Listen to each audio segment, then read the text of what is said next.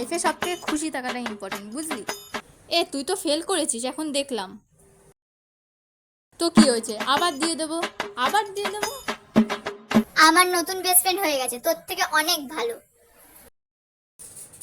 কি হয়েছে? হতেই পারে, হতেই পারে, না হওয়ার কিছুই নেই। তোর সাথে আমার ব্রেকআপ, ভালো মেয়ে পেয়ে গেছি, অনেক ভালো। কি হয়েছে? মুখের হাসিটা ইম্পর্টেন্ট। কি হয়েছে?